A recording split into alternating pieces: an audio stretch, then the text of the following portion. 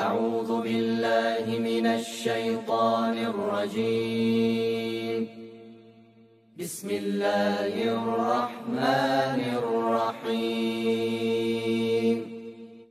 আদমকে সৃষ্টি করার পর যখন আদমের শরীরে রুহু প্রবেশ করানো হলো, তখন আদম আলাইসাল্লাম হাসি দিলেন এবং বললেন আলহামদুলিল্লাহ। তখন উত্তরে আল্লাহ পাকের তরফ থেকে বলা হলো ইরহামুক আল্লাহ। তাই কেউ হাসি দিয়ে আলহামদুলিল্লাহ বললে উত্তরে ইরহামুক আল্লাহ বলা মুসলমানদের উপর ওয়াজিব করা হয়েছে। এরপর আল্লাহর পক্ষ থেকে জিব্রাইল আলাইসাল্লামের প্রতি হুকুম হলো তিনিও যেন হাসি দেন। আল্লাহ পাক এও বলেন, আমি আদম থেকে এক বান্দা হযরত ঈসা ইবনে মারিয়মকে সৃষ্টি করব।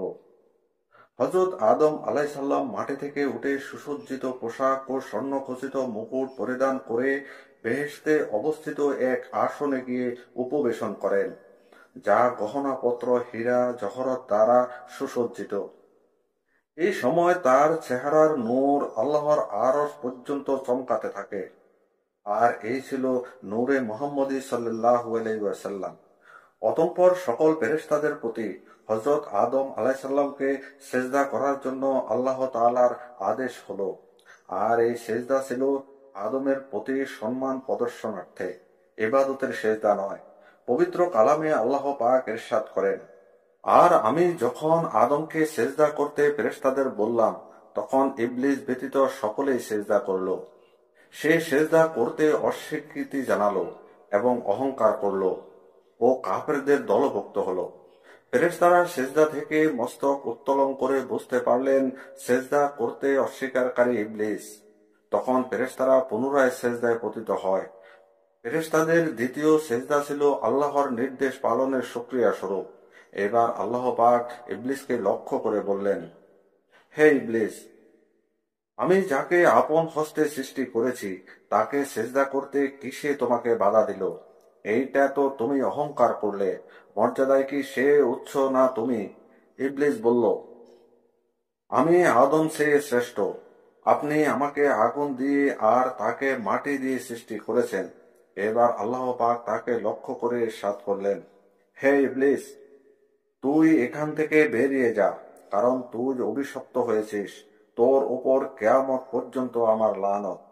ইবলিসের উপর এই বহিষ্কার আদেশের প্রয়োগ ক্ষেত্র সম্পর্কে উলামায়ে কেরাম ভিন্ন ভিন্ন মত প্রকাশ করেছেন। কারো মতে বের হয়ে যা এর অর্থ ঈমান থেকে বেরিয়ে যা। কেউ বলেন ফেরেশতাদের দল থেকে বের হয়ে ইবলিস হয়ে যা। এই সময় আল্লাহর গজবে তার আকৃতি পরিবর্তিত হয়ে চক্ষুদ্বয় চলে আসে বক্ষে। অতঃপর কেউ যখন তাকে দেখত তখন বলতো, এই আল্লাহর দরবার থেকে বিতাড়িত, অভিশপ্ত, লাঞ্ছিত ও অপমানিত। অতঃপর শয়তান ইবলিস আল্লাহর সমীপে নিবেদন করল, হে আল্লাহ, আমি আপনার দরবার থেকে বিতাড়িত ও অভিশপ্ত হয়েছি আদমের কারণে। এটা আমার দুর্ভাগ্য। আল্লাহ পাক বলেন, হে ইবলিস, তুই তোর লিপির প্রতি দৃষ্টি নিক্ষেপ কর। সেই দিকে দৃষ্টিপাত করে সে দেখতে পেল তাতে লেখা রয়েছে, আল্লাহর যে বান্দা তার নির্দেশ অমান্য করে তার শাস্তি হচ্ছে লানত, অর্থাৎ আল্লাহর রহমত থেকে বঞ্চিত হওয়া। সেই লিপি পাঠন্তে ইবলিস নিরাশ ও লজ্জিত হয়ে বলল, হে রব, আমাকে অবকাশ দিন পুনরুত্থান দিবস পর্যন্ত। হে আল্লাহ, আপনার সমীপে আমার দ্বিতীয় আবেদন, আমাকে আদম সন্তানের অস্থি মজ্জা ও রগ সমূহে প্রবেশের সুযোগ দিন, আর আমাকে তাদের দৃষ্টির আড়ালে রাখুন। ইবলিসের এই আবেদনের উত্তরে আল্লাহ পাক ইরশাদ করলেন, তোমাকে অবকাশ দেওয়া হলো পুনরুত্থান দিবস পর্যন্ত। আল্লাহ পাকের এই ঘোষণায় ইবলিসের লক্ষ্য সফল হলো। সে আদম আলাইসাল্লামের অবস্থান স্থলে গিয়ে বসে এবং সুযোগ তালাশ করতে থাকে। এবার ইবলিস বলল, আল্লাহ, আপনার ইজ্জতের কসম, তাদের সবাইকে পথভ্রষ্ট করব, তবে আপনার বান্দাদের মধ্যে যারা মনোনীত তাদেরকে নয়। তার কথার জবাবে আল্লাহ পাক বলেন, এটাই হক কথা এবং আমি হক কথাই বলি। আমি দোজখ ভর্তি করব তুই এবং তোর অনুসারীদের দিয়ে।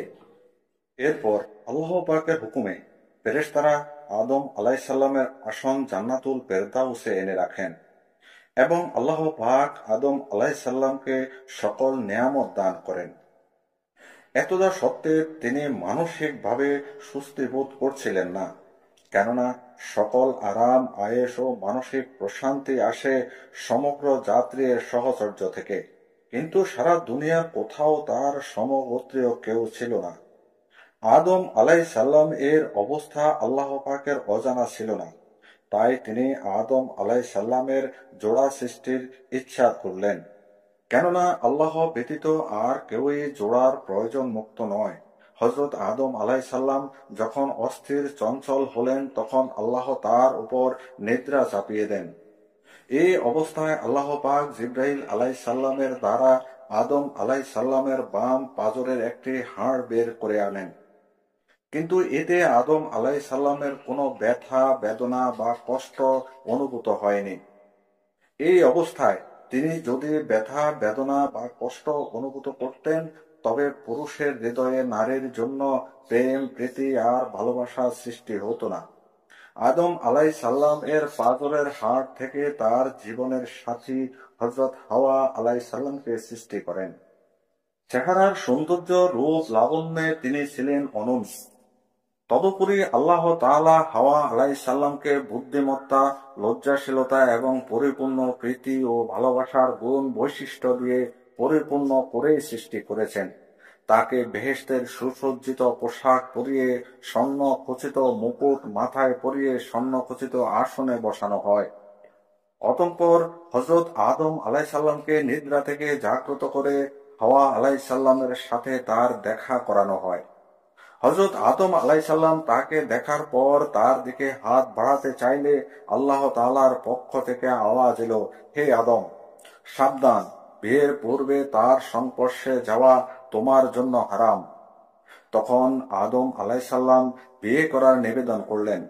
আল্লাহ তাআলা তার আবেদন কবুল করে উভয়ের বিয়ে দেন।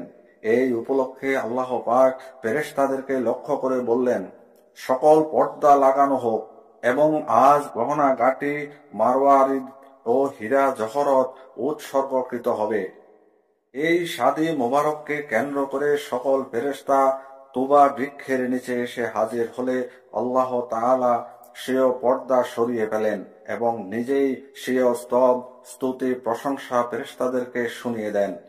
আল্লাহ তাআলা হযরত আদম ও হাওয়া আলাইসাল্লামের শাদী মোবারকে যে খুতবা পড়েন তার মর্মার্থ, সকল স্তব স্তুতি আমার প্রশংসা, সম্মান ও বুজুর্গে আমার চাদর, মহত্ব ও বড়ত্ব আমার তহবদ্ধ।